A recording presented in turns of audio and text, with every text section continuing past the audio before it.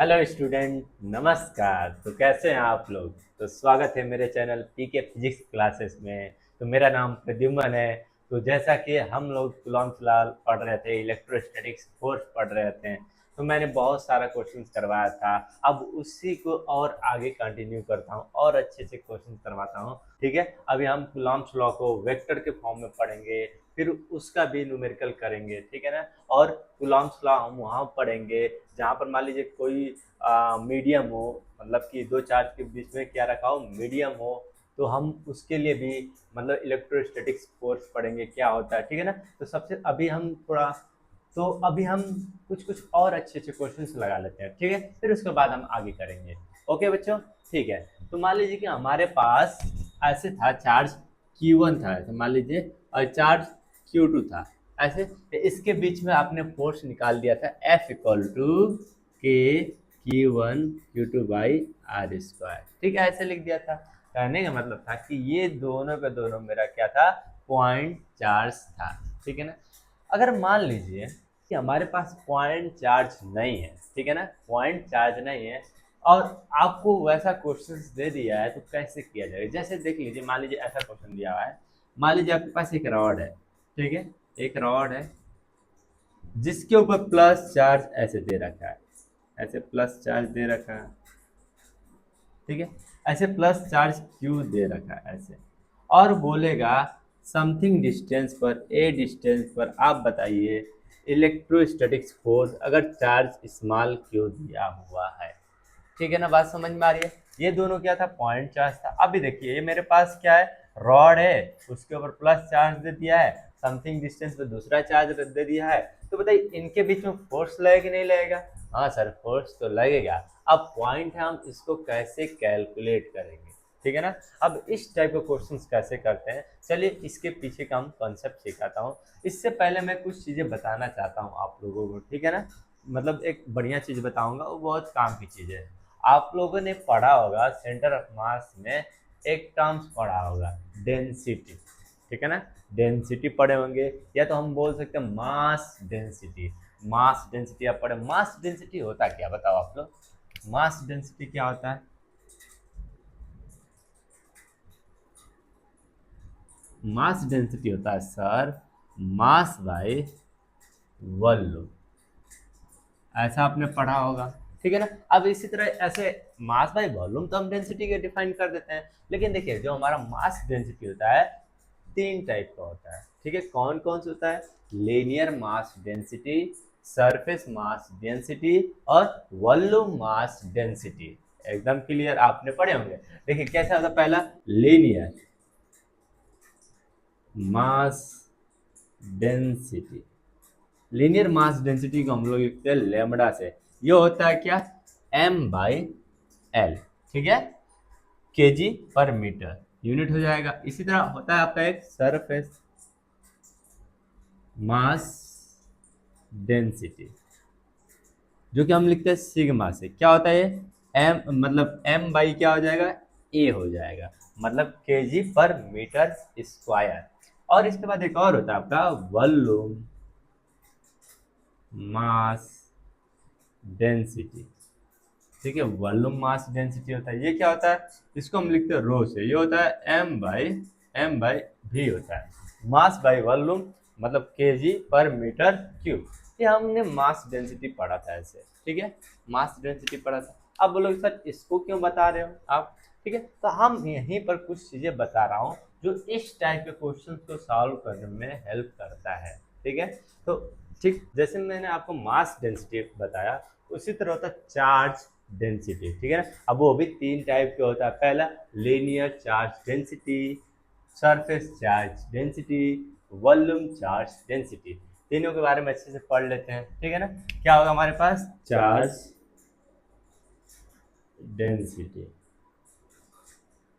ये कितने टाइप्स के होंगे, फिर ये भी कितने टाइप्स के हो जाएंगे, तीन टाइप्स के हो जाएंगे। कौन कौन से हो जाएंगे? पहले होगा आपका लीनियर। तो पहला क्या होगा बताओ, पहला आप लोग का हो जाएगा लीनियर चार्ज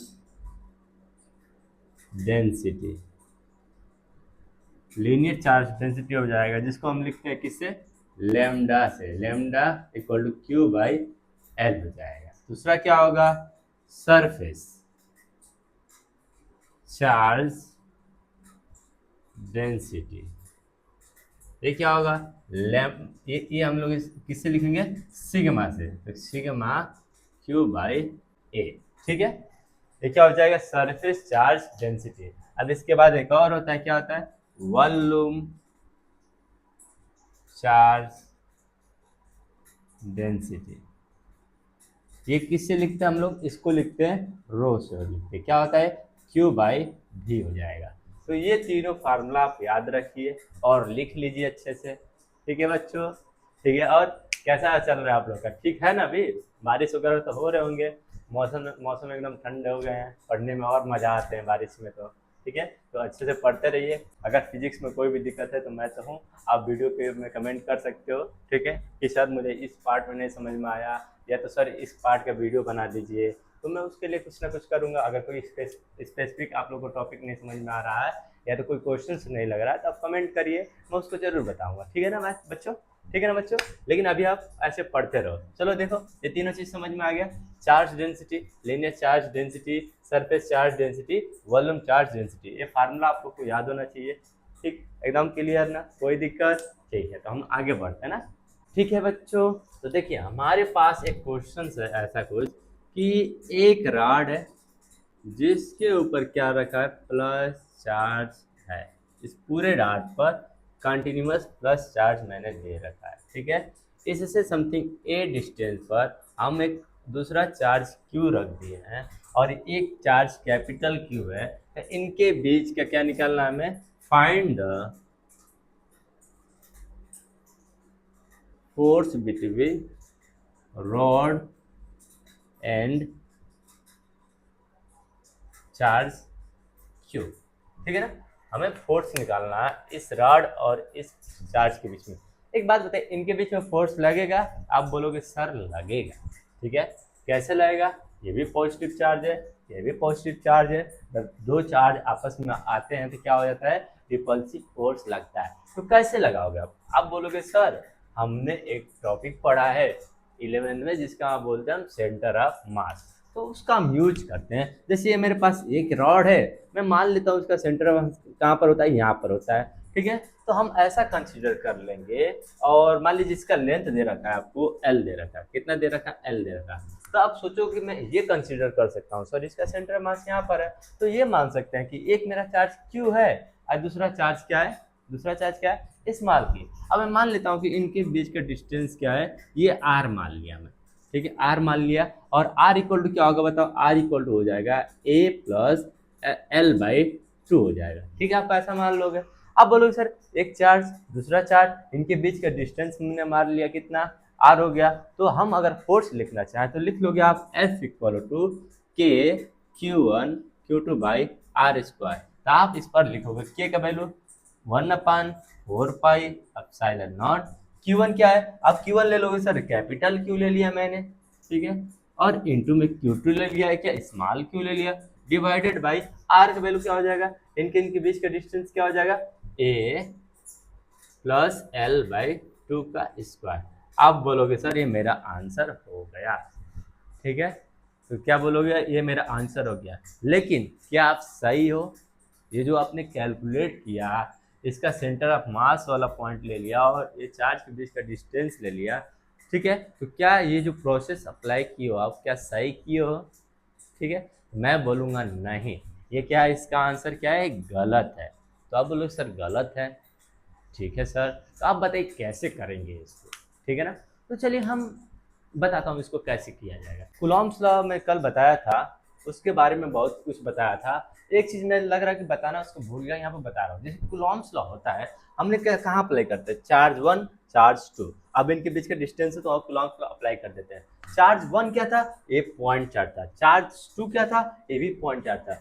हम कहने का मतलब, मेरा कहने का मतलब ये है कि कूलॉम्स लॉ हम वहीं अप्लाई करते हैं जहाँ पर क्या होता है, पॉइंट चार्ज होता है, ठीक है ना। कूलॉम्स लॉ कहाँ अप्लाई करेंगे, जहाँ पर पॉइंट चार्ज होता है। तो यहाँ पर आप देखो, तो यहाँ पर मेरा ये तो पॉइंट चार्ज है, बट ये मेरा पॉइंट चार्ज नहीं है, ठीक है। तो आप बोलोगे अच्छा सर ऐसा है क्या, तो हम इसको पॉइंट चार्ज में कन्वर्ट कर देते हैं। ठीक है, तो अब कोई मान लीजिए इसका लेंथ एल ले लिया, तो कोई पर्सन आया, आप बोलेगे सर मैं इसको पॉइंट चार्ज में कन्वर्ट करूंगा। मैं बोलूँ कैसे करोगे, आप बोलोगे सर मैं इसको 10 छोटे छोटे पार्ट में ऐसे मैं डिवाइड कर देता हूँ। ठीक है, अब एक पॉइंट चार्ज ऐसे बन गया, मान लीजिए ऐसे, तो आप कैसे करो, क्या क्या किया आपने, इसके 10 छोटे छोटे पार्ट में कन्वर्ट कर दिया। अब देखिए, अब ये छोटा सा पॉइंट लिया, चार्ज लिया, इसके बीच में फोर्स निकाला, ये छोटा सा चार्ज लिया, इसके बीच में फोर्स निकाला, ये छोटा सा चार्ज लिया, इसके बीच में फोर्स निकाला, इसी तरह ये छोटा सा चार्ज लिया, इसके बीच में फोर्स निकाला, और सारा का सारा फोर्स को आपने जोड़ दिया। तो क्या आपने सही किया? हाँ, आपने सही किया, बट आपका आंसर सही है? नहीं, आपका आंसर सही नहीं है, एक्यूरेट नहीं है। ठीक है, और अच्छा आंसर हो सकता है। कोई बच्चा आएगा बोलेगा मैं सर इस रॉड का 1000 पॉइंट चार्ज बनाऊंगा, फिर मैं फोर्स कैलकुलेट करूंगा। आप एक एक करके 1000 बार में कैलकुलेट करोगे। ठीक है ना, ठीक है, ओके, आपका आंसर और एक्यूरेट आ गया, फाइन। लेकिन अब हम बताइए कितने पार्ट में डिवाइड करें कि मेरा आंसर एकदम एक्यूरेट हो जाए। ठीक है ना, तो आप बोलोगे सर जितने पार्ट में मैं डिवाइड करूंगा उतने ही मेरा आंसर क्या होगा, एक्यूरेट होगा। तो कितना पार्ट में डिवाइड करना चाहिए कि मेरा आंसर एकदम एक्यूरेट आए? आप बोलोगे सर इनफाइनाइट पार्ट में डिवाइड करना चाहिए। ठीक है ना, कितने पार्ट में, इनफाइनाइट पार्ट में डिवाइड करना चाहिए। तो जहां भी इनफाइनाइट पार्ट में डिवाइड करने का मेथड होता है वो हम पढ़े हैं एक मैथमेटिक्स में, जिसका नाम है इंटीग्रेशन। ठीक है ना, तो इस टाइप के क्वेश्चंस को हम कैसे सॉल्व करेंगे, इंटीग्रेशन मेथड से सॉल्व करेंगे। ठीक है, कैसे करेंगे, इंटीग्रेशन मेथड से। अब पॉइंट है कि कैसे सॉल्व करें इसको इंटीग्रेशन मेथड से। तो आप क्लास 11th में सेंटर ऑफ मास का कुछ टॉपिक पढ़े होंगे, जहाँ सेंटर ऑफ मास निकालना होता था कंटिन्यूअस बॉडी के लिए। कैसा बॉडी है, कॉन्टिन्यूअस बॉडी, तो आप क्या करते थे, एक्स पे जाते थे, dx लेते थे, ऐसे करते थे ना, फिर dx में कितना मास है वो निकाल देते थे, dx में कितना मास है वो निकाल के आप सेंटर ऑफ मास कैलकुलेट कर लेते थे। उसी तरह यहाँ पर हम यहाँ से x पर जाएंगे, ठीक है, और एक dx छोटा सा लेंगे, dx लेंथ लेंगे, x पे जाके dx लेंगे। अब इस dx में चार्ज कितना है ये हम देखेंगे। चार्ज कितना, मैंने मान लिया dq। ठीक है, अब ध्यान से देखिए, ये भी पॉइंट चार्ज बन गया, ये भी पॉइंट चार्ज है। आप आराम से कूलॉम्स लॉ अप्लाई कर सकते हैं, क्योंकि कूलॉम्स का कहाँ पर अप्लाई करते हैं, जहां पर पॉइंट चार्ज होते हैं। ठीक है ना, तो अब हम यहाँ पर कूलॉम्स लॉ अप्लाई करेंगे। अब ऐसे ही मान लीजिए बहुत सारा dq पार्ट में मैंने इसको डिवाइड कर दिया, तो कोई एक dq x डिस्टेंस पर ले लिया और मैं उसका फोर्स निकाल लूंगा। जो फोर्स निकालूंगा क्या पूरा फोर्स होगा, नहीं, वो पूरा फोर्स नहीं होगा, वो पूरे फोर्स का छोटा सा पार्ट होगा। तो मैं क्या उसको लिख सकता हूँ df। ठीक है, तो इस चार्ज के बीच में लगने वाला फोर्स क्या होगा, df होगा। चलिए लिखते हैं इसका मैग्नीट्यूड, क्या हो जाएगा, k, q1 मतलब dq, q2 मतलब small q divided by X square. ठीक है, ये हमने इस चार्ज की वजह से इस चार्ज पे फोर्स निकाला। ठीक, ओके। अब डायरेक्शंस क्या होगा, ये भी पॉजिटिव चार्ज, ये भी पॉजिटिव चार्ज, ये किधर चला जाएगा, ये इधर भागने की कोशिश करेगा। ये वाला dq चार्ज इस पर फोर्स धकेलने वाला लगाएगा। ठीक है, धकेलने वाला लगाएगा। ओके, अब इसी तरह dq सारे फोर्स निकालेंगे हम। ठीक है, और फिर हम क्या करेंगे, सबको ऐड करेंगे। तो हमारे पास जब इनफाइनाइट पार्ट हो और उसको ऐड करना होता है तो उस मेथड को क्या बोलते हैं हम, इंटीग्रेशन। तो अब हम क्या करें, हमें पूरा फोर्स चाहिए, तो इसको दोनों तरफ हम इंटीग्रेट कर देंगे। बात समझ में आ रही कि नहीं आ रही है? ठीक है, देखिए, और पॉइंट ये स्मॉल क्यू है, स्मॉल क्यू, और यहाँ पर कैपिटल क्यू लिया था, तो यहाँ पर डी क्यू कैपिटल में लिखिए, ज़्यादा सही रहेगा। ठीक है, इसको कैपिटल में लिखिए। ठीक है, कैपिटल में लिख दीजिए। अब क्या करेंगे, हम दोनों साइड इंटीग्रेशन कर देंगे, तो क्या हो जाएगा, डी एफ हो जाएगा, इंटीग्रेशन के D Q divided by X square हो जाएगा, ऐसे एक्स स्क्वायर हो जाएगा। क्लियर यहाँ तक चलेगा ना? चलिए, अब ये क्या हो जाएगा, मेरा पूरा फोर्स हो जाएगा एकदम, तो एफ नेट हो जाएगा हमारे पास है। ठीक है, अब देखिए इसमें क्या है, कांस्टेंट है, स्मॉल क्यू भी कांस्टेंट है, इसको बाहर कर लेते हैं। ये हो जाएगा D Q by X square. देखिए एक्स वेरिएबल है और डी क्यू भी वेरिएबल है, इतना समझ में आ रहा है ना? ठीक है, कैपिटल क्यू। अब हमारा पॉइंट है किसके रिस्पेक्ट में इंटीग्रेशन हो रहा है, कैपिटल क्यू के रिस्पेक्ट में, बट वेरिएबल क्या एक्स है, तो हम ट्राई करेंगे डी क्यू को एक्स के टर्म में रखने के लिए।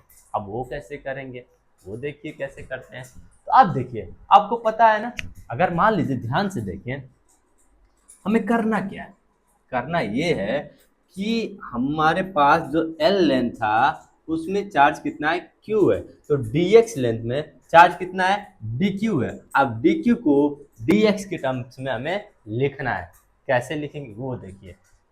एल लेंथ में चार्ज कितना है, q, तो वन लेंथ में चार्ज कितना होगा, q बाई एल हो जाएगा। उसी तरह dx लेंथ में चार्ज कितना हो जाएगा, dx लेंथ में चार्ज कितना हो जाएगा, q by L into D x, और इसी को हम क्या बोल देंगे, इसको बोल देंगे D Q.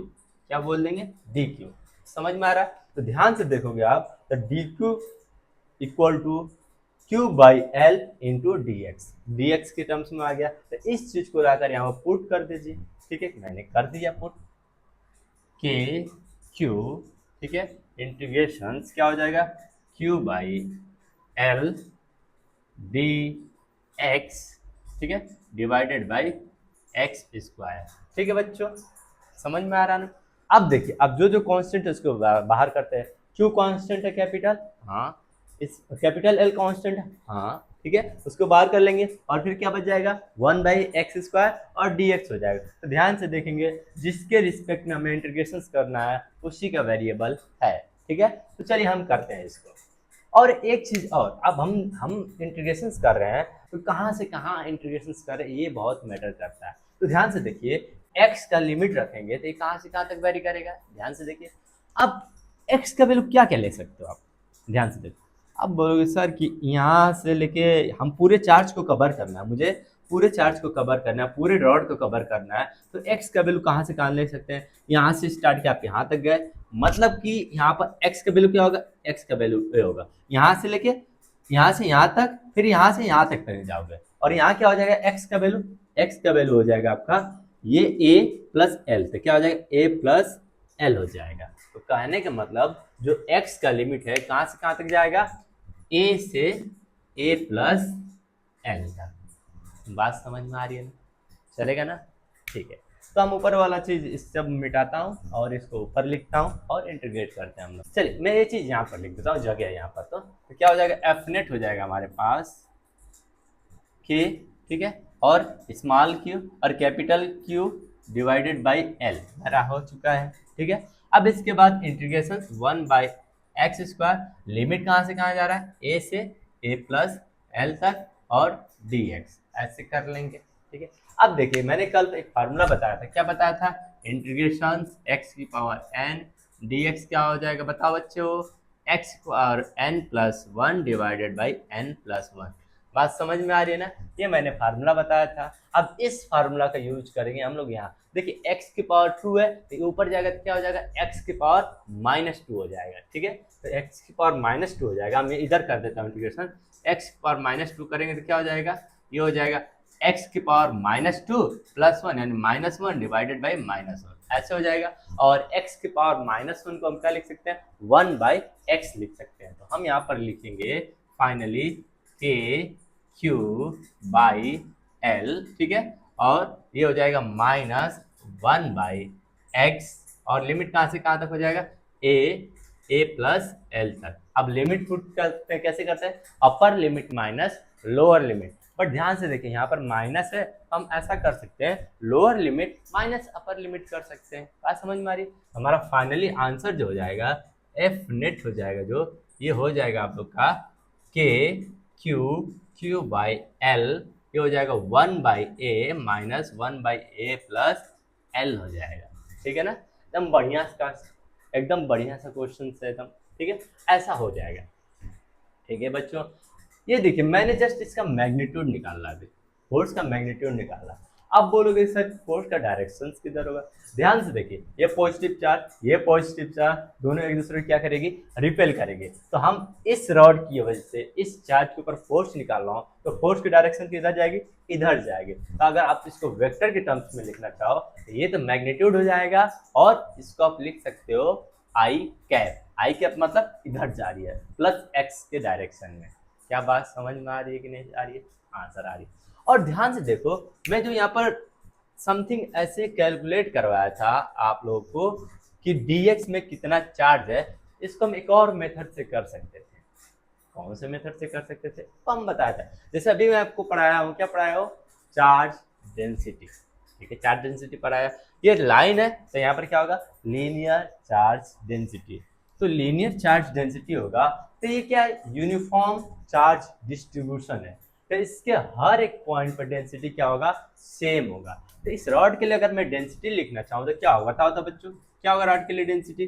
Density lambda equal हो जाएगा क्यू बाई एल हो जाएगा, ऐसे हो जाएगा। ठीक है, ये पूरे रॉड के लिए हो जाएगा। और उसी तरह मान लीजिए dx लेंथ है और dx लेंथ में छोटा सा चार्ज dq है, तो वहां भी हम लेमडा इक्वल टू लिख सकते हैं। क्या लिख सकते हैं? Lambda equal to dq by dx लिख सकते हैं कि नहीं लिख सकते हैं? ठीक है, लिख सकते हैं। और दोनों जगह क्या है? डेंसिटी सेम है। अब दोनों डेंसिटी को बराबर करोगे, क्या हो जाएगा? q by L equal to D Q by D X, ऐसे हो जाएगा। तो आप आराम से, तो यहाँ से आप आराम से dq का वैल्यू निकाल सकते हो। क्या आएगा? आप dx को इधर भेज दीजिए तो क्या हो जाएगा? dq इक्वल हो जाएगा q by L into D x, जैसे ये वाला मैंने निकाला था। बात समझ में आ रही है ना?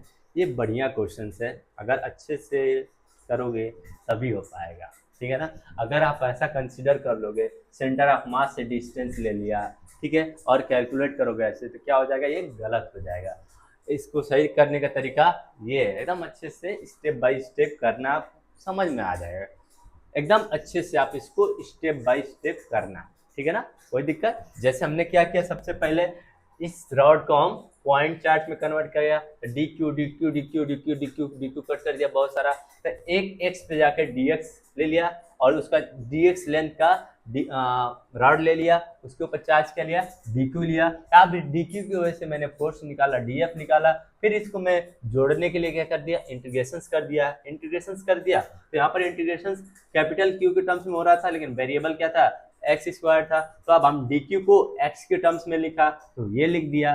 अब इसके बाद मैंने जो ये क्यू बाई एल कॉन्स्टेंट था कॉमन कर लिया, तो के क्यू क्यू बाई एल हो जाएगा। और 1 बाई एक्स का इंटीग्रेशन किया, ये आया।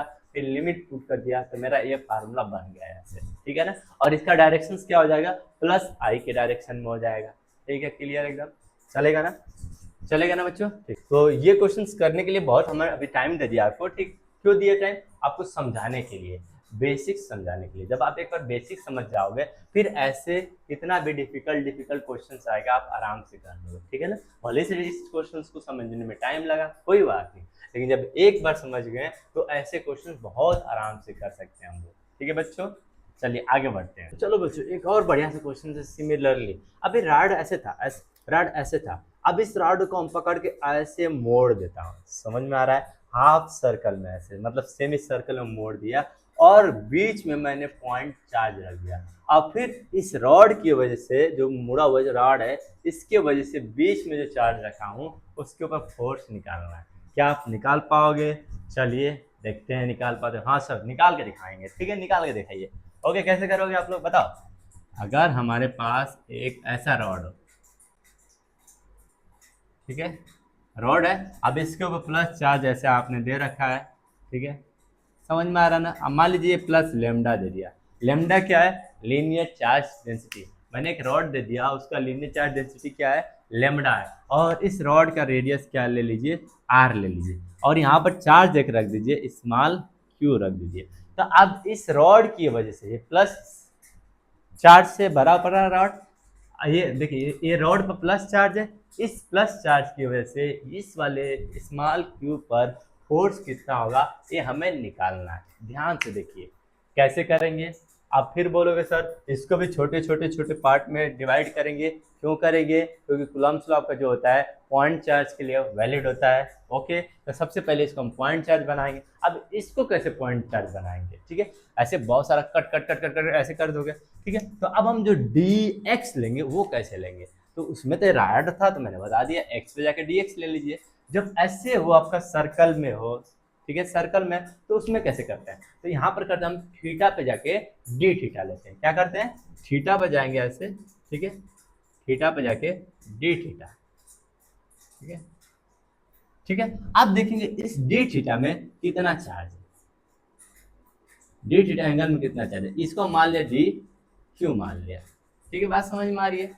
सबसे पहले डी क्यू का वैल्यू ही निकाल लेते हैं। ठीक है, पहले बताओ लेमडा का वैल्यू क्या होगा, लेमडा का वैल्यू हो जाएगा लेमडा इक्वल टू क्या होगा, चार्ज क्यू डिवाइडेड बाय, ठीक है, लेंथ कितना है इसका, ये रॉड का रेडियस क्या है, मतलब इस सर्कल का रेडियस क्या है, आर है। अगर ये पूरा सर्कल रहता तो क्यू बाई 2 पाई आर होता, बट पूरा सर्कल नहीं तो क्या होगा, क्यू बाई पाई आर हो जाएगा। ठीक है, ऐसे मेरा हो जाएगा लेमडा। ठीक है, उसी तरह मैं इसके लिए लिखे, ये छोटे के लिए। अब मान लीजिए इसका लेंथ क्या होगा, आपको पता है ना, अगर ये डी थीटा हो, इसका रेडियस आर हो, तो इसका लेंथ क्या हो जाएगा, ये हो जाएगा आपका आर डी थीटा हो जाएगा। ठीक है, आर डी थीटा, तो आप यहाँ पर लिख सकते हो लेमडा इक्वल टू, ठीक है, डी क्यू डिवाइडेड बाई, ठीक है, क्या हो जाएगा, D Q divided by are D theta हो जाएगा। ठीक है, ऐसे अभी हम लिख लेंगे ऐसे। अब हमें निकालना क्या था, डी क्यू को वैल्यू निकालना था। इन दोनों को बराबर करिए, बराबर कर देता हूँ मैं, डेंसिटी इसका हर एक पॉइंट पर क्या होगा, डेंसिटी बराबर होगा, तो क्या हो जाएगा, Q upon pi R equal to D Q upon R D theta हो जाएगा। ठीक है, अब आर आर आपका कट जाएगा। ठीक है, तो डी क्यू इक्वल टू हो जाएगा आपका, डी क्यू इक्वल टू हो जाएगा Q by pi D theta हो जाएगा। ये याद रखिएगा, अभी हम इसका यूज करेंगे। ठीक है, अब जैसे देखिए, अब एक चार्ज दूसरा चार्ज, इनके बीच में फोर्स लगेगा, हाँ सर लगेगा। इसका डायरेक्शन किधर होगा, इस चार्ज की वजह से इस पर फोर्स लगेगा, किधर जाएगा, ये इधर जाएगा। ठीक है, इससे एंगल कितना बनाएगा, ध्यान से देखो, ये अगर ऐसा हम बना देता है, जब ये एंगल थीटा है तभी क्या होगा, थीटा होगा। ठीक है, अब ये क्या हो जाएगा, डी एफ हो जाएगा, और डी एफ का मैग्नीट्यूड क्या होगा, ध्यान से देखिए, क्या होगा, के small Q D Q divided by, ये क्या हो जाएगा, डिस्टेंस आर स्क्वायर। फाइन, एकदम क्लियर, चलेगा ना। ठीक है, अब इसी तरह मान लीजिए कि हम अब ऐसे जाता है। अब एक आपको पता है ना, कोई भी वेक्टर हो, समथिंग अगर एंगल पे जाता है तो हम उसको इजी करने के लिए क्या करते हैं, कंपोनेंट ले लेते हैं। ठीक है, ये वेक्टर ऐसे जा रहा है तो मैं इसको इजी करने के लिए क्या करूंगा, कंपोनेंट ले लूंगा। हम अगर एक कंपोनेंट इधर लिया, दूसरा कंपोनेंट इधर हो जाएगा, ये थीटा है तो थीटा से जुड़ा हुआ कंपोनेंट क्या होता है, क्या हो जाता है बताओ, कॉस थीटा। क्या हो जाएगा, डी एफ कॉस थीटा इधर होगा, और इधर क्या होगा, डी एफ साइन थीटा होगा। होगा कि नहीं होगा, बात समझ में आ रही है, एकदम क्लियर, चलेगा। ठीक है, अब ध्यान से देखिए, ये तो हो गया। अब इधर थीटा पे जाके डी थीटा पर लिया मैंने, तो फोर्स इधर आया, एक कंपोनेंट इधर आया, दूसरा कंपोनेंट इधर आया। एक सिमिलरली इधर जाइए, इधर थीटा पे जाइए और डी थीटा का कंपोनेंट ले लीजिए, एकदम सेम थीटा पे जाके डी थीटा पर कंपोनेंट ले लीजिए, तो उसकी वजह से फोर्स इधर जाएगा, इधर जाएगा, क्या होगा, डी एफ होगा। ये थीटा तो ये भी क्या होगा, थीटा होगा। बात समझ में आ रही है, तो इधर क्या होगा, फिर से वही होगा, डी एफ कॉस थीटा, और क्या होगा, D D F sine theta.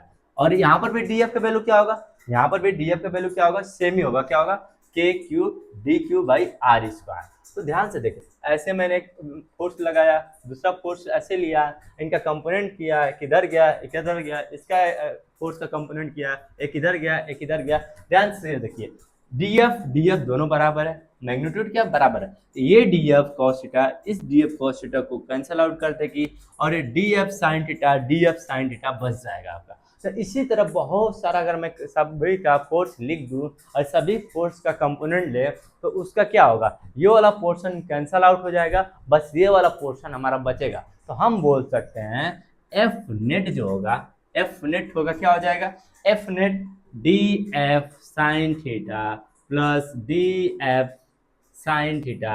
ऐसे बहुत सारा, मतलब अलग अलग थीटा, जैसे थीटा पे जाके समथिंग लेंगे, थीटा पे जाके डी थीटा लेंगे, थीटा पे जाके डी थीटा लेंगे, ऐसे बहुत करेंगे। तो मतलब ऐसे कहने का मतलब बहुत सारा प्लस प्लस प्लस प्लस होने वाला है। तो हम सिमिलरली अगर बहुत सारा हो, इनफाइनाइट एडिशन हो, तो हम उसको कैसे ऐड करते हैं, इंटीग्रेशन मेथड से कर देते हैं। तो हम इसको डायरेक्ट ऐसे लिख सकते हैं, कैसे लिख सकते हैं, इसको लिखेंगे इंटीग्रेशन, ठीक है, डी एफ साइन थीटा लिख देंगे, डी एफ साइन थीटा लिख देंगे।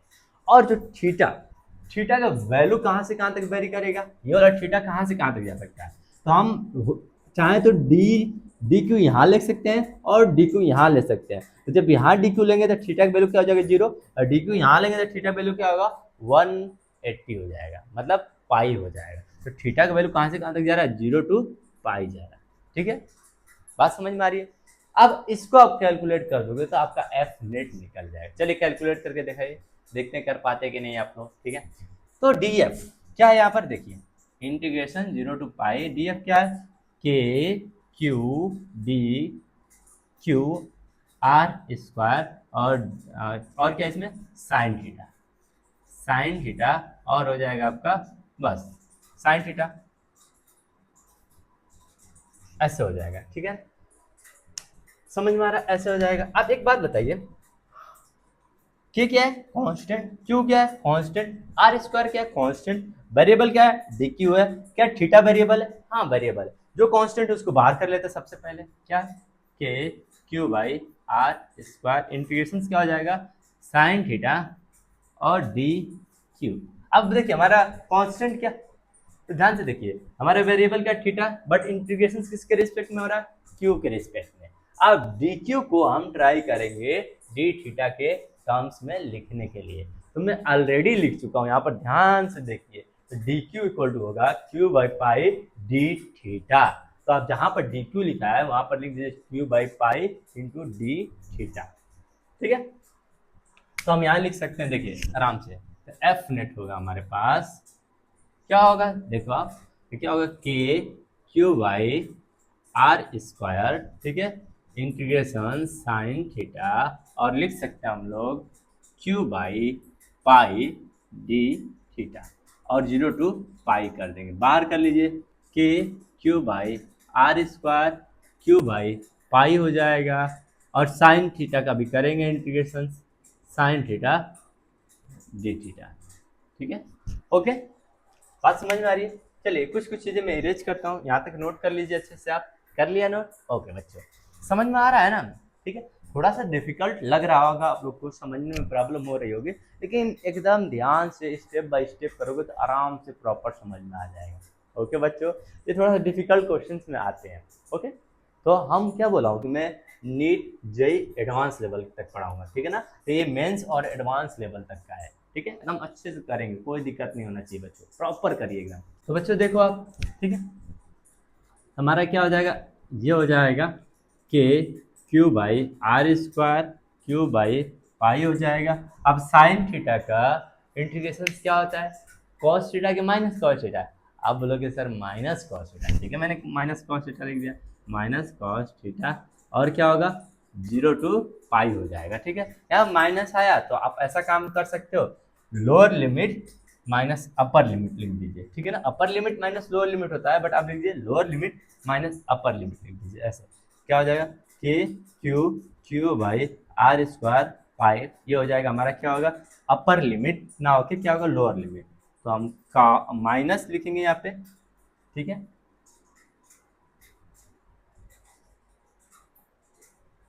ठीक है, तो हम लिखेंगे ऐसे कॉस, ठीक है, 0 माइनस कॉस पाई, ऐसे लिख देंगे, lower limit minus upper limit लिख दिया मैंने। या तो एक काम कर सकते तो माइनस बाहर कर लीजिए, अपर लिमिट माइनस लोअर लिमिट करिए, फिर माइनस को अंदर कर देंगे तो ये आपको मिलेगा। ठीक है, ऐसे मिलेगा। तो आप कैसे करेंगे इसको, देखिए K Q Q by R square pi हो जाएगा, कॉस थीटा का वैल्यू क्या हो जाएगा, कॉस 0 का वैल्यू क्या होगा 1, माइनस कॉस पाई का वैल्यू क्या होगा -1। तो फाइनली देखेंगे ये क्या हो जाएगा ऐड हो जाएगा, तो हमारा आंसर हो जाएगा K Q Q divided by pi R square into 2, ये मेरा आंसर हो जाएगा। आप बोलोगे सर ये तो मैग्नीट्यूड आप निकालना, इसका डायरेक्शन किधर होगा, तो ध्यान से देखिए इस साइड का तो जितना भी फोर्स था कैंसल आउट हो गया था, इधर का फोर्स बचा था, इधर का सारा फोर्स क्या आएगा नीचे आएगा, तो हम बोल सकते हैं इसको -j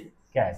तो अगर फाइनली आंसर लिखना चाहें तो एफ नेट इक्वल टू हो जाएगा वेक्टर के फॉर्म में 2k Q Q by pi R square -j कैश। एकदम ध्यान से, कोई दिक्कत नहीं होना चाहिए बच्चों, समझ में आया। ठीक है, कैसे किया हमने, थीटा पे जाके डी थीटा लिया, इधर थीटा पे जाके डी थीटा लिया, ये वाला फोर्स इधर जा रहा था, इसका कंपोनेंट लिया, इधर कंपोनेंट इधर कंपोनेंट, ये वाला फोर्स इधर जा रहा था, इसका कंपोनेंट इसका कंपोनेंट, ये दोनों कंपोनेंट कैंसल आउट हो गया, इस कंपोनेंट को इंटीग्रेट कर दिया, तो फाइनली जो इंटीग्रेट किया हमारे पास ये काइंड ऑफ आया। फिर इसको कैलकुलेट करते करते मेरा आंसर ऐसा आ गया। ठीक है बच्चों, चलेगा ना? एकदम बढ़िया से करिएगा, काफ़ी बढ़िया क्वेश्चन है। ठीक है, ओके बच्चों, तो ये मेरा आंसर आ जाए। अब लेकिन आंसर ध्यान से देखो आप, तो आंसर किसके टर्म्स में आया है? कैपिटल क्यू के टर्म्स में। ठीक है, कैपिटल क्यू मतलब इस वाले रॉड पे जो चार्ज है उसके टर्म्स में, लेकिन हम इस रॉड पे प्लस लेमडा दे रखा था, तब इस आंसर को लेमडा के टर्म्स में कैसे लिखेंगे? तो यहाँ पर लिखा हूँ lambda equal to Q by pi R. तो ये जो क्यू है, कैपिटल क्यू की जगह पर ऐसे आप लिख सकते हो, capital Q equal to lambda pi R. तो ध्यान से देखें, ये जो कैपिटल क्यू है इसमें लाके पुट कर देते हैं, एफ नेट आपका आएगा, एफ नेट इक्वल टू आ जाएगा, क्या आएगा? ध्यान से देखिए, 2k small Q, capital Q की जगह पर क्या लिख देंगे? 2 लेमडा, नहीं लेमडा पाई आर। ठीक है, lambda pi R divided by क्या हो जाएगा? पाई आर स्क्वायर और माइनस जे कैप। अब देख पाई आर यहाँ में पाई आर कट जाएगा, एक आर यहाँ बचेगा, इधर हो जाएगा एफ नेट इक्वल टू हो जाएगा आपका 2k क्यू। ठीक है, लेमडा डिवाइडेड बाई आर, ठीक है, माइनस जे कैप। ये फाइनली आंसर हो जाएगा आपका किसके टर्म्स में? लेमडा के टर्म्स में। ये किसके टर्म्स में है? कैपिटल क्यू के टर्म्स में, मतलब रॉड के ऊपर चार्ज कितना उसके टर्म्स में है। ठीक है, ये दोनों क्वेश्चंस काफ़ी बेहतरीन क्वेश्चंस है, काफ़ी अच्छा क्वेश्चन है। अगर ध्यान से करोगे तभी सही होगा, कहीं भी गलत हो सकता है, इजी नहीं है ना, आराम से करिएगा बच्चों। ओके बच्चों, ठीक है, तो यहाँ तक सबको क्लियर है? ठीक है, तो और बताओ आप लोग, आगे बढ़े कि कुछ कहानी सुनाओगे आप? चलो कुछ कहानी बताओ आप लोग अपने बारे में। ओके, तो चलिए ऐसे आराम से हम क्वेश्चंस कर लेंगे। ठीक है, ओके, आगे बढ़े। नहीं सर अभी तो अब थक गए हम, अब ज़्यादा इसमें हैवी करवा दिए, थक। ओके बच्चों, हैवी तो है, करना पड़ेगा। अगर आप लाइफ में चाहते हो कुछ अच्छे करने के लिए तो इस टाइप के क्वेश्चंस तो करना ही पड़ेगा, क्योंकि मेंस एडवांस में इस टाइप के क्वेश्चंस कहीं भी दिख जाएंगे आपको, पूरे फिजिक्स में दिख सकते हैं, जहाँ पर एक्स पे जाके डी एक्स लेते हैं, थीटा पे जाके डी थीटा लेते हैं। ठीक है ना, फिजिक्स में डिफ़िकल्ट का मतलब जहाँ आपको इंटीग्रेशंस आ जाए, ठीक है, जहाँ पर वेरिएबल टर्म्स आ जाए वहाँ पर क्या हो जाता है? फिजिक्स डिफ़िकल्ट होने लगता है। ठीक है ना बच्चों, पर ध्यान रखिए इसका, कोई दिक्कत नहीं होना चाहिए। ठीक है, तो चलिए मैं इरेज करता हूँ आप इसको। तो चलो बच्चों, एक और बढ़िया सा क्वेश्चन है, एकदम इजी है, देखता हूँ कितने लोग बता पाते हो। ठीक है, चलो मान लीजिए कि हमारे पास ऐसा रॉड है, रिंग है, एक रिंग है, इसके ऊपर मैंने प्लस चार्ज ऐसे दे रखा है। ठीक है ना, ऐसे प्लस चार्ज दे रखा है। ठीक है, तो इसके सेंटर पे, ठीक है, ऐसे प्लेन में रिंग है, तो इसके सेंटर पर मैंने एक स्मॉल चार्ज रख दिया है और इस रिंग के ऊपर प्लस चार्ज रख दिया है। तो इस स्मॉल चार्ज के ऊपर फोर्स कितना लगेगा? ठीक है, बताओ आप लोग क्या लगेगा? तो आप बोलोगे सर 0 लगेगा। क्यों लगेगा? ध्यान से देखिए, अगर हम ध्यान से देखिए, इस वाले चार्ज की वजह से, छोटे से चार्ज की वजह से फोर्स लगाए तो इधर लगेगा, और इस वाले छोटे से चार्ज की वजह से फोर्स लगाए तो इधर लगेगा। बात समझ में आ रही है कि नहीं आ रही? तो ये दोनों आपस में कैंसिल आउट कर देगा। इसी तरह हर एक कंपोनेंट दूसरे कंपोनेंट को कैंसिल आउट कर देगा, तो पूरे के पूरे इस स्मॉल क्यूब के ऊपर नेट फोर्स क्या हो जाएगा? 0 हो जाएगा। ठीक है ना? ठीक है, तो क्या हो जाएगा? एफ नेट सेंटर पे क्या हो जाएगा? 0 हो जाएगा। हो जाएगा ना? चलेगा ना? ठीक है, अब इसी तरह मान लीजिए हमारे पास सिमेट्रिकल बॉडी है, सिमेट्रिकल बॉडी है, और उसके सेंटर पर मैं क्या निकालना? फोर्स निकालना। जैसे सिमेट्रिकल बॉडी मिल रही है, मान लीजिए हमारे पास एक स्क्वायर है, ठीक है, स्क्वायर है जिसका साइड ए है। अब इसके कॉर्नर पर स्मॉल क्यू, इसके कॉर्नर पर स्मॉल क्यू, इसके कॉर्नर पर स्मॉल क्यू, इसके कॉर्नर पर स्मॉल क्यू, और आपको सेंटर पूछ दे, सेंटर एकदम बीच में एक स्मॉल क्यू रख के इस पर फोर्स पूछ दे, तो क्या हो जाएगा? बताओ अब क्या होगा? 0 होगा। इसके वजह से फोर्स किधर जाएगा? इधर जाएगा। इसके वजह से फोर्स क्या होगा? इधर जाएगा। इसके वजह से फोर्स इधर जाएगा। इसके वजह से फोर्स क्या होगा? इधर जाएगा। आपस में ये इसको कैंसिल आउट करेगा, ये इसको कैंसिल आउट करेगा, 0 हो जाएगा। ठीक है, जैसे मान लीजिए ऐसे बीच में एक टेबल रखा हुआ, ऐसे एक पर्सन इधर से फोर्स लगा रहा है, दूसरा पर्सन इधर से फोर्स लगा रहा है, तीसरा पर्सन इधर से फोर्स लगा रहा है, चौथा पर्सन इधर से फोर्स लगा रहा है, और इस चारे के चारे पर्सन इक्वल फोर्स लगा रहे हैं, तो क्या ये टेबल मूव करेगा? नहीं। तो कहने का मतलब क्या है, जो ये टेबल है इसके ऊपर नेट फोर्स क्या काम कर रहा है, जीरो काम कर रहा है। टेबल के ऊपर नेट फोर्स क्या हो जाएगा, जीरो हो जाएगा। बात समझ में आ रहा है, ठीक है, समझ में आ रहा है ना। तो मान लीजिए ऐसा भी रहेगा क्वेश्चन, आपके पास एक ट्रायंगल है, ठीक है ना, जिसका साइड एल है और ये भी एल है, इसके सेंटर पर और भी चार्ज एक क्यू रख दिया, इसके कॉर्नर पर इसके कारण पर इसके कॉर्नर पर क्यू चार्ज रख दिया, इसके सेंटर पर नेट फोर्स क्या होगा, यहाँ भी क्या होगा, जीरो हो जाएगा, ठीक है ना। बट क्या होना चाहिए, सारा का सारा फोर्स क्या होना चाहिए, बराबर होना चाहिए, तभी क्या होगा, सिमेट्रिक बॉडी के सेंटर पर क्या हो जाएगा, फोर्स जीरो हो जाएगा। ऐसा ऐसा क्वेश्चन भी आ सकता है, मान लीजिए हमारे पास एक पेंटागन है, ठीक है, जिसकी साइड क्या ए है, उसके सभी कॉर्नर पर स्मॉल क्यू चार्ज रखा हुआ है, तो उसके सेंटर पर कोई कैपिटल क्यू चार्ज रखा है, तो कैपिटल क्यू चार्ज के ऊपर फोर्स कितना लगेगा, आप निकाल के दिखाइए। तो आप बोलोगे सर वहाँ भी जीरो होगा, ठीक है, वहाँ भी सिमेट्रिक बॉडी है, कैसे भी करके सारे के सारे फोर्स क्या हो जाएंगे, कैंसल आउट हो जाएंगे, ठीक है ना, एकदम क्लियर चलेगा ना बच्चों, अच्छे से चलेगा, कोई दिक्कत नहीं होना चाहिए ना, ठीक है।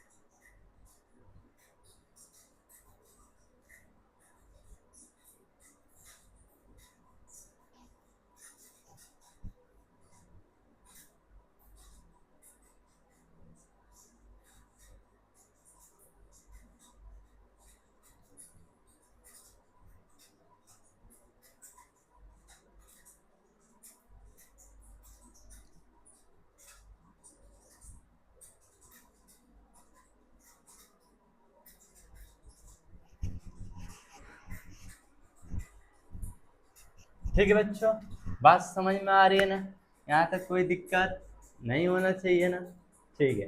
तो और भी कुछ कुछ क्वेश्चंस है, ठीक है ना। अभी मैं फोर्स का जो है इलेक्ट्रोस्टैटिक्स फोर्स है उसका वेक्टर फॉर्म वाला मैंने कैलकुलेशन नहीं करवा रहा हूँ, जस्ट क्या स्केलर फॉर्म मतलब मैग्नीट्यूड वाला कैलकुलेशन करवा रहा हूँ। तो उसी तरह हमारे पास एक और क्वेश्चन आते हैं, आप बताइएगा, ठीक है, ठीक है। मान लीजिए कि हमारे पास एक पेंडुलम है, ठीक है, ऐसे एक नहीं दो पेंडुलम ले लीजिए, एक ऐसे है एक ऐसे है, ठीक है ना, समझ में आ रहा है ना, ठीक। अब इसके ऊपर चार्ज Q1 है, इसके ऊपर भी चार्ज Q2 है, ठीक है। अब दोनों पर सेम चार्ज है, ठीक है, तो एक दूसरे से क्या होंगे, दूर भागेंगे। एक पेंडुलम, दो पेंडुलम, अब दोनों के ऊपर चार्ज क्या है, Q है। मान लेते हैं ये दोनों एंगल बना रहे हैं θ1 θ2 है, ठीक है, ऐसे बना रहे हैं, ठीक है। अब देखिए ये स्ट्रिंग है तो इस पे ऐसे टेंशन लगेगा, ये स्ट्रिंग ऐसे टेंशन लगेगा, ठीक है, ऐसे लगेगा। अब इसका मास भी होगा तो mg नीचे लगेगा, ऐसे mg नीचे लगेगा, जिसे मैं बता रहा हूँ कॉन्सेप्ट ऐसे वर्क करेगा। इसको m1 ले लीजिए, m2 ले लीजिए, ठीक है, m1 और m2 ले लीजिए, ठीक है, ऐसे।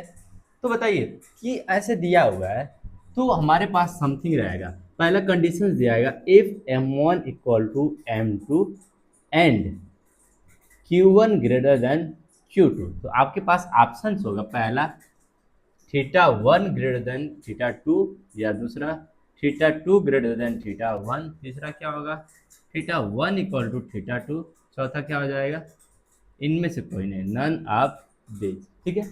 अब बताओ इसमें से ऑप्शंस कौन सा सही है।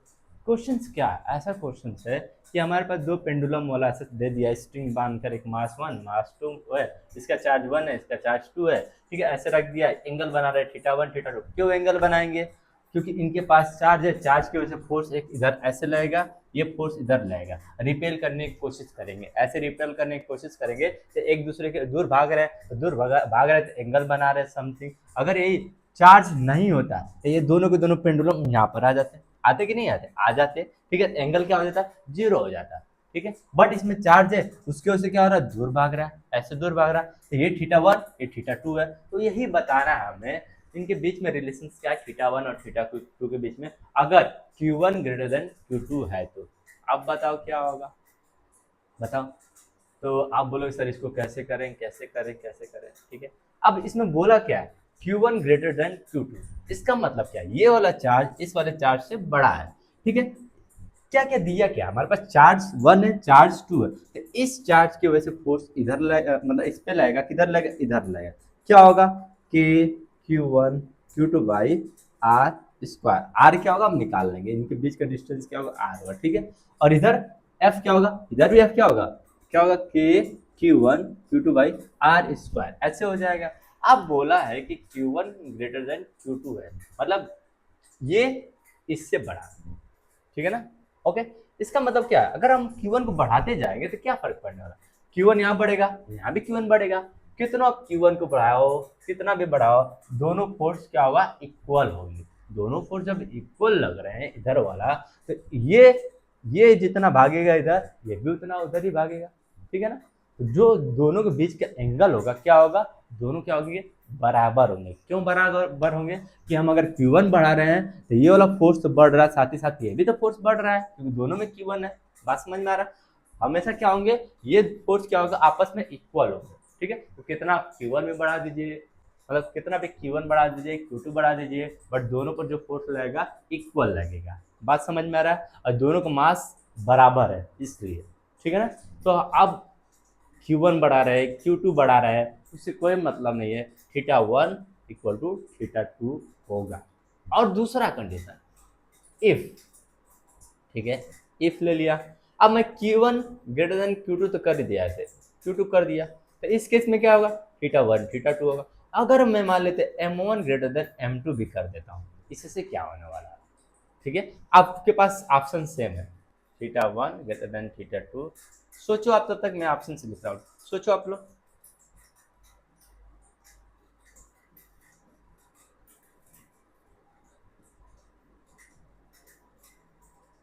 सोच लिया, आप आंसर बताइए कौन सा होगा, बताइए जल्दी बताइए कौन सा होगा, ठीक है। ये M1 M2, M1 कौन सा, M1 बड़ा।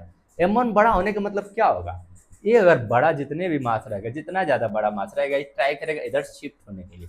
ये अगर बड़ा है तो ये ट्राई करेगा इधर शिफ्ट होने के लिए। मास है तो चाहता है क्या, ड्यू टू mg, नीचे की वजह से ऐसे नीचे जा रहा है mg, तो ये किधर भागने की कोशिश करेगा, इधर जाने की कोशिश करेगा। तो M1 बड़ा है तो इधर आने की कोशिश करेगा।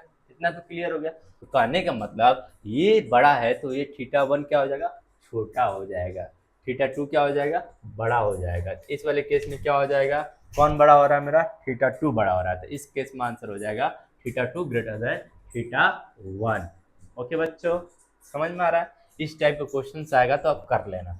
अब जैसे मान लीजिए कि इस टाइप का क्वेश्चन आ गया, आपको मास 1 दे दिया, मास 2 दे दिया, ऐसे दे दिया। अब बोलेगा कि आपको टेंशन निकालने के लिए चार्ज 1 दे दिया, चार्ज 2 दे दिया, आप कहेंगे टेंशन निकाले, तो सर कैसे करेंगे टेंशन, ठीक है।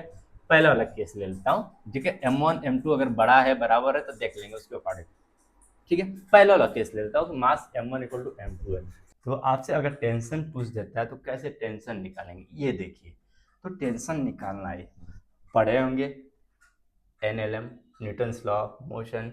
अगर कोई भी बॉडी मतलब इक्विलिब्रियम में, मान लेते हैं हमारा इक्विलिब्रियम में है, इक्विलिब्रियम में है, तो summation of F X equal to zero, summation of F Y equal to zero, ठीक है। तो हम देखेंगे सारा के सारे फोर्स को वाई डायरेक्शन में, सारे के सारे फोर्स को एक्स डायरेक्शन में बनाने की कोशिश करेंगे, ठीक है। कैसे बनाएंगे, ध्यान से देखिए। इधर टेंशन लग रहा है टी, इधर क्या हो जाएगा, इधर ये एंगल θ1 है, तो इधर का एंगल क्या हो जाएगा 90 माइनस θ1, तो इसको हम लिख सकते हैं θ1 लिख सकते हैं, ठीक है। या तो थीटा ही ले लीजिए, कोई दिक्कत नहीं, दोनों एंगल सेम ले सकते हो, कोई प्रॉब्लम नहीं ना। इधर क्या हो जाएगा, थीटा इधर है, आपका टेंशन इधर लग रहा है, तो इधर क्या हो जाएगा टी कॉस थीटा, इधर क्या हो जाएगा टी साइन थीटा। तो यहाँ से आप अगर हम summation of F Y equal to zero, summation of F X equal to zero apply करें, क्या हो जाएगा, वाई डायरेक्शन में ऊपर जा रहा था प्लस कॉस थीटा, ठीक है। ऊपर जाता है फोर्स तो क्या देता है प्लस, नीचे आता है माइनस, ठीक है। इधर जाता है तो क्या होता है प्लस, इधर आता है तो माइनस, ठीक है। तो ऊपर जा रहा है तो T cos theta equal to क्या हो जाएगा, आपका M1 जी हो जाएगा ऐसे, ठीक है। और इधर देखिए, इधर जा रहा है तो प्लस होगा, ठीक है, टी साइन थीटा, ठीक है, इक्वल टू क्या हो जाएगा के Q1 Q2/R²। आप या तो ऐसे लिख सकते थे इसके अकॉर्डिंग, मैंने डायरेक्ट ये फोर्स बराबर इसके कर दिया, ये फोर्स बराबर इसके कर दिया, ठीक है। आप इसको ऐसे भी लिख सकते थे, ऐसे लिख सकते थे, देखो T cos थीटा, ठीक है, ऊपर गया प्लस ले लिया, नीचे रहा माइनस M1G इक्वल टू क्या हो जाएगा 0। तो फाइनली क्या हो जाएगा T cos theta equal to M1G हो जाएगा ऐसे। तो ऐसे इक्वेशन दिया रहेगा, मतलब कि तो ऐसे आपको क्वेश्चन दिया रहेगा Q1 Q2 दे देगा, M1 M2 दे देगा, ठीक है। अब तो स्ट्रिंग का टेंशन निकालना है तो आप इस टाइप से आप टेंशन भी निकाल सकते हो। इस टाइप के क्वेश्चन बहुत आते हैं बच्चों, ठीक है बच्चों, ठीक है, चलेगा ना। चलो और भी एक आध क्वेश्चन करवाते हैं बढ़िया वाला, ठीक है। एक सिंपल सा बढ़िया सा क्वेश्चन करवाता हूँ। देखिए ऐसा मान लीजिए कि दो चार्ज दिया रहेगा, एक चार्ज 1 दिया रहेगा, चार्ज 2 दिया रहेगा। अब बोलेगा कोई तीसरे चार्ज को लाना है, ठीक है, कोई तीसरा चार्ज लाना है, किधर रखे, ठीक है, कहाँ पर रखे कि उसके ऊपर नेट फोर्स क्या होगा 0 होगा, ठीक है। और उस केस में कभी कभी होगा कितना चार्ज रखे और उसका साइन क्या होगा, ये सब पूछ सकता है। समझ में आ रहा है ना। कि दो चार्ज है Q1 Q2 है, दोनों प्लस भी हो सकता है, दोनों माइनस भी हो सकता है, एक प्लस हो सकता है, एक माइनस हो सकता है, ऐसे रख दिया। अब बोलेगा कहाँ पर चार्ज रखे कि इसके ऊपर नेट फोर्स 0 होगा। हो सकता है वो चार्ज माइनस हो सकता है वो चार्ज प्लस हो, फिर ऐसे दे देगा और बोलेगा कि उस चार्ज का मैग्नीट्यूड क्या होगा, ये आप बताइए। बात समझ में आ रही है ना। तो चलिए इस टाइप के भी क्वेश्चंस कर लेते हैं, ठीक है, ओके बच्चा, ठीक है। ठीक है, मैं क्वेश्चंस ले लेता हूँ। मान लीजिए कि 9 कूलम है एक, और इधर माइनस क्यू है। एक क्वेश्चन है हमारे पास 9Q और -Q, ठीक है ना। इसके बीच का डिस्टेंस क्या है L, ठीक है, ऐसे L दे दिया। अब हमारे पास एक क्वेश्चन आएगा कि हम कहाँ पर, ठीक है, कहाँ पर इस लाइन पर मैं कहाँ पर एक +Q चार्ज लाकर रखूँ, ठीक है, +Q चार्ज कहाँ पर लाकर रखूँ कि नेट फोर्स क्या होगा 0 होगा। बात समझ में आ रहा ना। +Q चार्ज कहाँ पर लाकर रखूँ कि मेरा नेट फोर्स क्या होगा 0 होगा। कहाँ पे, जहाँ पर मैं चार्ज ले जाकर रख रहा हूँ। बात समझ में आ रहा है। तो इस टाइप का क्वेश्चन हम कैसे करते हैं, ठीक है। अब बताइए हम कहाँ कहाँ रख सकते हैं। तो हम रख सकते हैं इधर, रख सकते हैं इस साइड, बीच में रख सकते हैं, इधर रख सकते हैं। कहाँ कहाँ रख सकते हैं हम, 1 2 3, ठीक है ना। चलिए हम तीनों केस में एक एक बार चेक करेंगे, ठीक है ना। कैसे, अगर मान लेते ये चार्ज यहाँ पर रखा, प्लस चार्ज यहाँ पर रख दिया, क्या होगा, ये 9 कूलम है, ये भी प्लस, दोनों के दोनों क्या है प्लस है। तो ये प्लस इसको क्या करेगा इधर धकेलेगा, ठीक है, और ये माइनस क्या करेगा इसको खींचेगा। बात सही है। ध्यान से देखो, इस चार्ज के ऊपर दो फोर्स लग रहा है, एक फोर्स इधर लग रहा है, एक फोर्स इधर लग रहा है। तो इसके ऊपर नेट फोर्स 0 हो सकता है, ठीक है। पहला केस में देख लिया। अब दूसरा केस में देखते हैं। अगर मैं मान लेता हूँ चार्ज इधर रख दिया, यहाँ पर बीच में, ठीक है, इसके वजह से फोर्स किधर लगेगा, इधर लगेगा, इसके वजह से इधर ही रहेगा, ठीक है। तो ये तो पता चल गया कि बीच में तो नहीं होने वाला, क्योंकि फोर्स दोनों सेम डायरेक्शन में लग रहा है, तो इसके ऊपर नेट फोर्स कभी 0 नहीं हो सकता है, ठीक है। इस पर 0 हो सकता है अगर दोनों को क्या हो मैग्नीट्यूड बराबर, इस फोर्स का मैग्नीट्यूड इस फोर्स के बराबर हो जाए तो, ठीक है। पहला केस, दूसरा केस होगा, तीसरा केस में देखिए अगर यहाँ पर रखते हैं, इसके वजह से इधर आएगा, ये खींचेगा अपने तरफ, ये क्या करेगा उसको धकेलेगा ऐसे, ठीक है। तो इस केस पर भी मैं रख सकता हूँ, मतलब इस पॉइंट पर भी मैं रख सकता हूँ तीसरे केस में। पहले केस में हमारे दो केस में 0 हो सकता है। F net equal to, F net मतलब कि जो मैं थर्ड चार्ज लाया उसके ऊपर टोटल फोर्स क्या हो सकता है 0 हो सकता है। अब इनमें से कौन सा केस सही है, ठीक है, ध्यान से देखिए। अगर ध्यान से देखे मैं बोलूंगा, ठीक है, इससे x डिस्टेंस पर लाके रख दीजिए ऐसे, तो यहाँ से डिस्टेंस क्या हो जाएगा l प्लस एक्स हो जाएगा, ठीक है, ऐसे रख देंगे हम लोग। और क्या बोलेंगे कि अगर ये मैग्नीट्यूड इस मैग्नीट्यूड के बराबर हो जाए, मतलब इसके बीच में लगने वाला फोर्स इसके बीच के लगने वाला फोर्स के बराबर हो जाए, तो क्या होगा उसके ऊपर नेट फोर्स क्या होगा 0 होगा। ध्यान से देखिए, इसका मैग्नीट्यूड 9 क्यूब, इसका मैग्नीट्यूड क्यू। अगर फोर्स लिखना चाहें तो क्या हो जाएगा यहाँ पर एफ इक्वल टू क्या होगा के क्यू, ठीक है, 9Q डिवाइडेड बाई एक्स, ठीक है, एकदम क्लियर। और ध्यान से देखिए, और इसके लिए लिखें एफ के क्यू क्यू बाई, ठीक है, एल प्लस एक्स। ओके, अगर ध्यान से देखें तो ये वाला फोर्स x इसके लिए छोटा है, मैग्नीट्यूड 9 का बड़ा है, तो ये वाला फोर्स इस वाले फोर्स के हमेशा बड़ा आएगा। ठीक है, डायरेक्शन तो अपोजिट है बट दोनों का मैग्नीट्यूड इक्वल नहीं हो रहा है। ठीक है ना, तो मैं एक कॉन्सेप्ट बता रहा हूँ, ठीक है, कि हमारा यहाँ भी जीरो हो सकता है, यहाँ भी जीरो हो सकता है, तो हम थर्ड चार्ज किधर ले जाकर रखें, तो हम थर्ड चार्ज उधर ले जाकर रखेंगे जिधर चार्ज का मैग्नीट्यूड क्या हो, कम हो। हम थर्ड चार्ज किधर ले जाकर रखेंगे, जिधर चार्ज का मैग्नीट्यूड क्या हो, कम हो। तो ध्यान से देखिए किधर चार्ज का मैग्नीट्यूड कम है, इधर 9q है, इधर क्या है, q है, किधर रखेंगे, इस साइड वाला केस हमारे लिए सही हो जाएगा। इस वाले पॉइंट पर ले जाके रखेंगे, तो यहाँ से डिस्टेंस x ले लेंगे। ठीक है ना, बात समझ में आ रहा है, यहाँ से डिस्टेंस x हो जाएगा और यहाँ से डिस्टेंस क्या हो जाएगा, l प्लस x हो जाएगा। तो हमारा फाइनली हो जाएगा जो f, ये हो जाएगा F1 F2, यहाँ पर लिख देंगे F1 इक्वल टू क्या हो जाएगा, F2 हो जाएगा, ये माइनस में हो जाएगा, ऐसा लिख देंगे।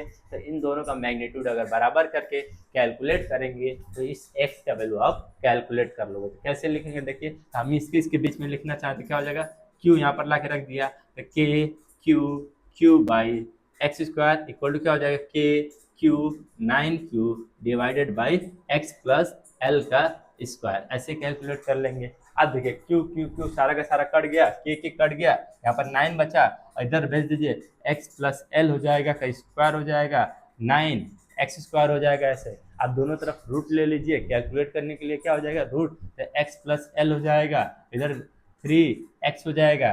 अब इसको उधर फेंक दीजिए, ठीक है, क्या हो जाएगा, इधर फेंकने के बाद क्या हो जाएगा 2x इक्वल टू एल हो जाएगा, तो x इक्वल टू क्या हो जाएगा एल बाई 2। तो यहाँ से अगर एल बाई 2 डिस्टेंस पर आप ले जाकर चार्ज रखोगे तो इस पॉइंट पर एफ नेट क्या होगा, उस चार्ज के ऊपर टोटल फोर्स क्या हो जाएगा, एफ नेट क्या हो जाएगा, 0 हो जाएगा। क्लियर बच्चों, समझ में आ रहा है ना। ठीक है, तो हम कैसे किए, समझ में आ गया।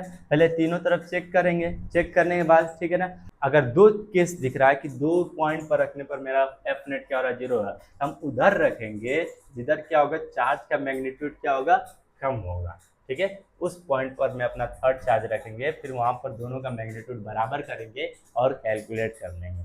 बात समझ में आ रही है बच्चों, ठीक है ना। ओके, चलिए ठीक है, फिर कहाँ पर ले जाकर रखेंगे, l/2 डिस्टेंस पर। ओके बच्चों, ठीक है, तो समझते रहो और साथ ही साथ आप लिखते भी रहो। ठीक है बच्चों, ठीक है, जैसे मैं क्वेश्चंस करवा दे रहा हूँ उसके बाद थोड़ा सा वीडियो पुश कर लो, फिर नोट कर लो, नोट करके फिर वीडियो को प्ले करके आगे कंटिन्यू करो। ठीक है बच्चों, क्लियर है ना।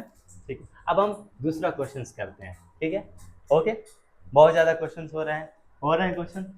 अच्छा ठीक है, अब कौन मुझे बताएगा, अच्छा बताओ कितने लोग सिंपल हार्मोनिक मोशन जानते हो। अब बोले सर मैं जानता हूँ सिंपल हार्मोनिक मोशन, जानते हो ना, सही में ना, सच में सिंपल हार्मोनिक मोशन आता है आपको। चलिए तब वैसा मैं एक क्वेश्चन देता हूँ, देखता हूँ कि आप कर पा रहे हो कि नहीं कर पा रहे हो। सिंपल हार्मोनिक मोशन का क्वेश्चन बोलोगे सर, आप उसमें आप क्वेश्चन दे दिया, आप यहाँ पर सिंपल हार्मोनिक मोशन ला दिया।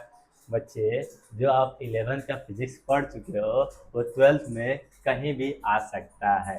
सिंपल हार्मोनिक मोशन बार बार आता है क्लास 12th में, जहाँ भी अगर मान लीजिए टाइम पीरियड निकालना है वहाँ पर क्या आ गया, सिंपल हार्मोनिक मोशन आ गया। ठीक है, बात समझ में आ रही है। तो 2-3 क्वेश्चन उस टाइप का करते हैं, फिर 2-3 क्वेश्चन करने के बाद हम फिर पढ़ेंगे, क्या पढ़ेंगे, वेक्टर फॉर्म ऑफ, ठीक है, इसका कूलॉम्स लॉ का। ठीक है, vector form of Coulomb's law. ठीक है, चलिए तो मेरा क्वेश्चन क्या ध्यान से देखिएगा। ठीक है, मान लीजिए हमारे पास एक प्लस क्यू चार्ज है, ठीक है, और इसके समथिंग डिस्टेंस पर दूसरा प्लस क्यू चार्ज है। ठीक है, और इसके बीच में मैंने एक माइनस क्यू चार्ज रखा, स्मॉल क्यू। तो एक बात बताइए, इस चार्ज के ऊपर नेट फोर्स 0 है कि नहीं है। ठीक है, आप बोलोगे सर 0 है, ठीक है 0 है ना। तो अब मैं क्या करने वाला हूँ, अब इस चार्ज को पकड़ के मैं ऐसे खींच देता हूँ x डिस्टेंस तक। ठीक है, ऐसे खींच देता हूँ, तो अगर खींच को छोड़ दूँ तो क्या होने वाला है। ठीक है, और एक कंडीशंस ले लीजिए, इसके बीच का डिस्टेंस ले लीजिए, l ले लीजिए, और कंडीशन है l ग्रेटर x है। ये आपका पी वाई क्यू है, ऐसे पी वाई क्यू आया हुआ है जे मेंस में, ठीक है। मतलब इस चार्ज को ऐसे एक्स डिस्प्लेसमेंट किया और छोड़ दिया, तो क्या करेगा, ऐसे छोड़, इधर खींचा मैंने, छोड़ूंगा तो इधर आएगा, इधर आएगा, इधर आएगा, ऐसे ऐसे ऐसे ऐसे क्या करने लगा, सिंपल हार्मोनिक मोशन। अगर सिंपल हार्मोनिक मोशन करने लगा तो मेरा क्वेश्चन है find the time period of oscillation, ठीक है। टाइम पीरियड ऑफ ऑसिलेशंस निकालना, आपको क्या निकालना है, टाइम पीरियड। आप लोग बोलोगे सर ये क्या आपने बोल दिया, टाइम पीरियड आप कैसे निकालें इसको, ठीक है। अब बताओ कैसे किया जाएगा, ठीक है। तो थोड़ा बहुत सबसे पहले मैं सिंपल हार्मोनिक मोशन के बारे में आप लोगों को बता देता हूँ कैसे होता है सिंपल हार्मोनिक मोशन, ठीक है ना। तो सिंपल हार्मोनिक मोशन मतलब क्या होता है, कोई भी बॉडी है, ऐसे मान लीजिए जैसे था, स्प्रिंग लगा हुआ था, ऐसे में बॉडी को ऐसे खींचा, एम मास से खींचा, एक्स डिस्टेंस खींचा, छोड़ देंगे तो क्या होगा, ऐसे ऐसे ऐसे एम करने लगे, तो वहाँ पर क्या होता था, एफ इक्वल टू क्या होता है, माइनस के एक्स होता था। तो जहाँ पर ऐसा दिखे, ए प्रपोर्शनल टू माइनस एक्स दिखे, यहाँ पर बॉडी क्या करने लगेगा, सिंपल हार्मोनिक मोशन करने लगेगा। बात समझ में आ रही है ना। और ये हम इसको ऐसे भी लिख सकते हैं, एफ इक्वल टू क्या होता है, एम ए होता है, प्रोपोर्शनल टू माइनस एक्स लिख दिया, ए इक्वल टू क्या हो जाएगा, प्रोपोर्शनल टू हम लिख देंगे कैसे, माइनस एक्स अपान एम लिख देंगे, ठीक है। प्रोपोर्शनल हटाएंगे तो क्या होगा, ए इक्वल टू माइनस के एक्स बाई एम हो जाएगा।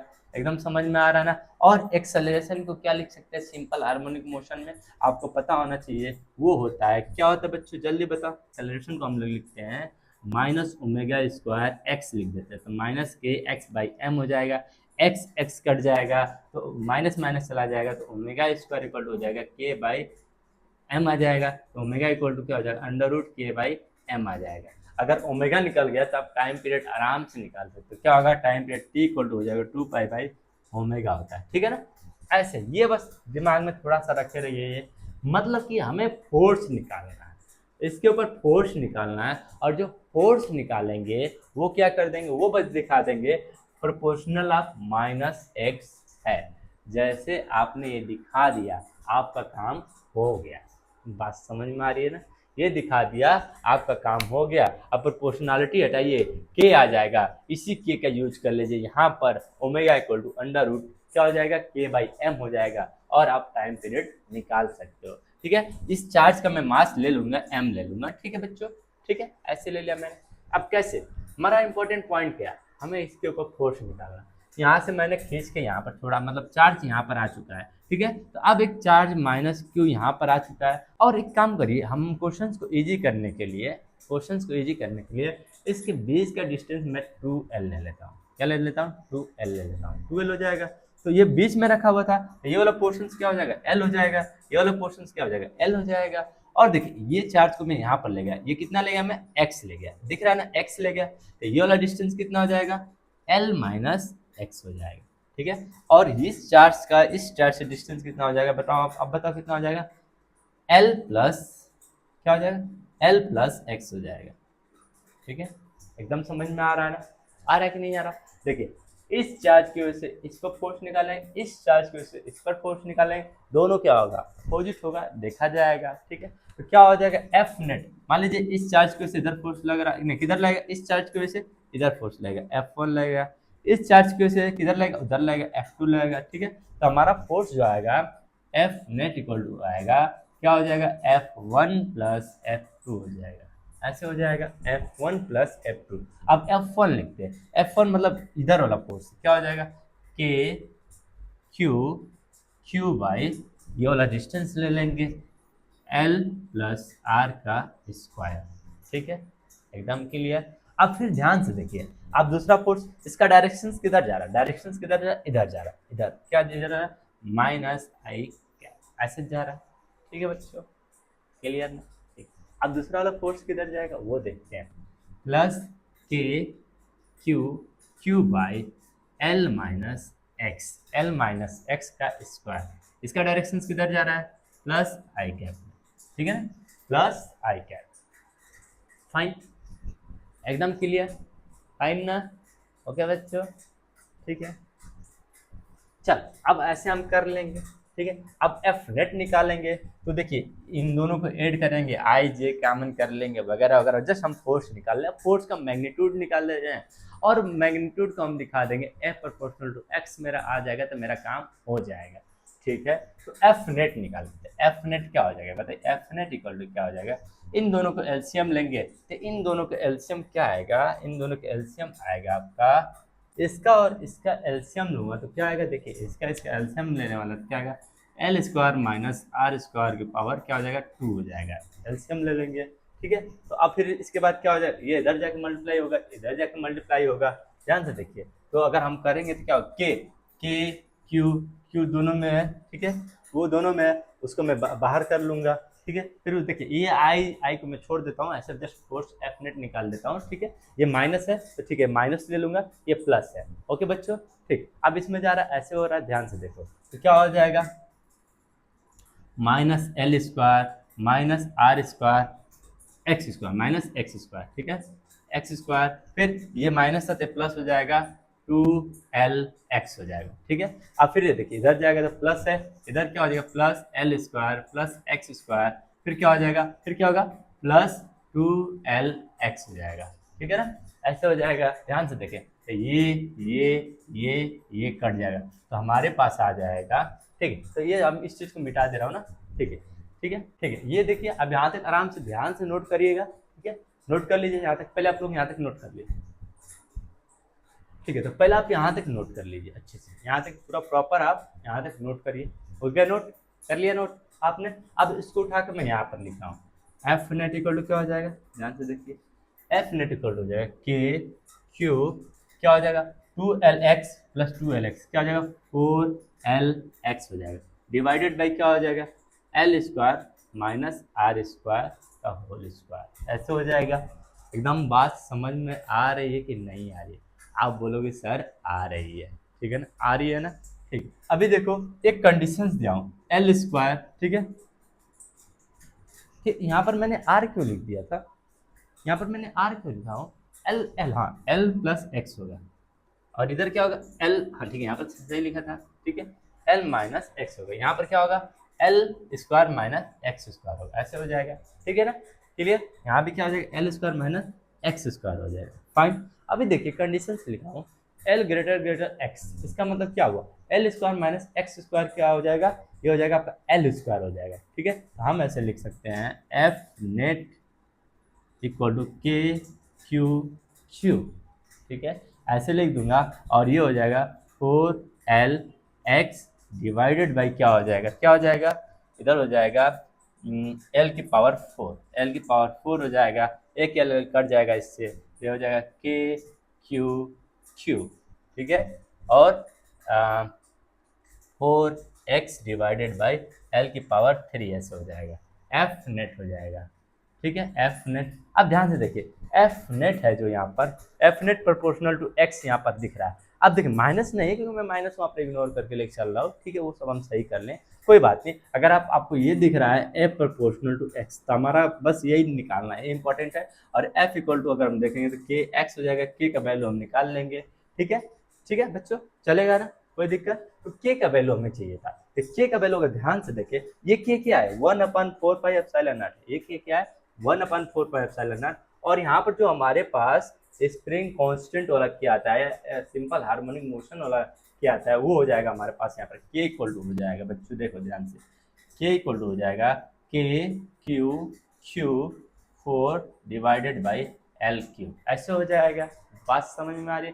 फिर ओमेगा इक्वल टू हम लिख सकते हैं, ओमेगा इक्वल टू होता है √k/m होता है, ठीक है, ऐसे √k/m। तो इस के को ले जाकर पुट कर दीजिए उसमें, और इस के का वैल्यू होता है 1/4πε0, तो हम ऐसे लिख सकते हैं, हम लिख सकते हैं Q4πε0L3। तो ये क्या हो जाएगा 4 कट जाएगा ऐसे, तो वहाँ पर लिख सकते हो आप, अंडर रूट में ऐसे लिख सकते हो, क्या लिखोगे, ठीक है, तो Q अपान, ठीक है, πε0L3 हो जाएगा, और फिर डिवाइडेड बाई m ऐसे हो जाएगा। ये हमारे पास क्या गया ओमेगा, तो टाइम पीरियड क्या होगा देखो 2π/ω, तो हो जाएगा 2π ओमेगा डिवाइड में आएगा तो पलट जाएगा, क्या हो जाएगा under root pi epsilon naught L cube M by Q हो जाएगा।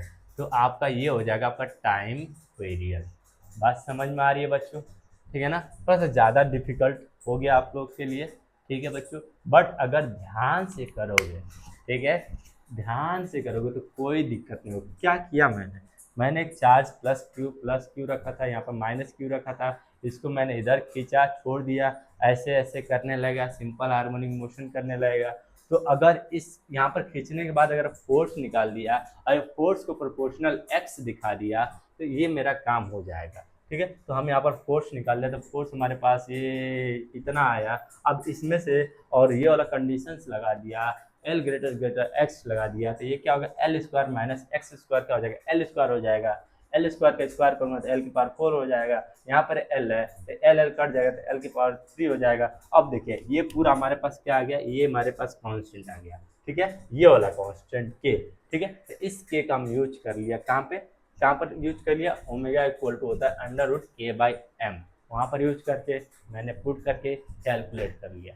ज़्यादा डिफिकल्ट तो नहीं ना हो गया? हाँ सर थोड़ा तो हो गया।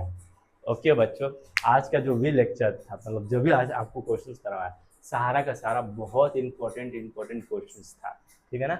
इजी तो नहीं था, अगर ध्यान से करोगे तो डिफिकल्ट भी नहीं था, ठीक है ना। जो बच्चा अगर कर लेगा अच्छे से ना तो कहीं भी दिक्कत नहीं होने वाला है इलेक्ट्रोस्टैटिक्स कोर्स में। किसी भी टाइप का आप लोग के पास क्वेश्चन आएगा आप डेफिनेटली कर पाओगे, ठीक है ना। और मज़ा तो तभी आता है फिजिक्स पढ़ने में जब 3-4 टॉपिक आपस में क्या हो कनेक्टेड हो। जैसे यहाँ पर देखें तो सिंपल हार्मोनिक मोशन और इलेक्ट्रोस्टैटिक्स फोर्स को आपस में कनेक्ट करके मैंने क्या निकलवाया, टाइम पीरियड निकाल दिया बच्चों, ठीक है ना। ओके ठीक है, मुझे लग रहा है कि आज के लिए ज़्यादा हो गया, ठीक है ना। अब मुझे रोक देना चाहिए बच्चों। अगर आपको लगता है कि सर और मुझे सिंपल हार्मोनिक मोशन सीखना अच्छे से, आप बोलिएगा, उसके बारे में और अच्छे से एक्सप्लेन कर दूंगा नेक्स्ट क्लास में, कमेंट में ज़रूर बताइएगा, ठीक है बच्चों। लेकिन इतना याद रखिएगा सारा का सारा क्वेश्चन काफ़ी अच्छे थे, ठीक है ना। ध्यान से करिएगा, प्रॉपर तरीके से एक बार रिपीट जरूर करिएगा। ओके बच्चों, ठीक है, तो आज के लिए इतना ही। Bye bye, Tata. पढ़ते रहिए इसी जोश और जुनून के साथ, ठीक है। Thank you. और हाँ, साथ ही साथ अपने दोस्तों को भी शेयर किया करिए ताकि उनको भी बेनिफिट मिल पाए। ओके बच्चों, ठीक है, बाय बाय। अगर वीडियो पसंद आया तो लाइक और शेयर जरूर करें और ऐसे ही इन्फॉर्मेटिव वीडियोस के लिए चैनल को सब्सक्राइब करें।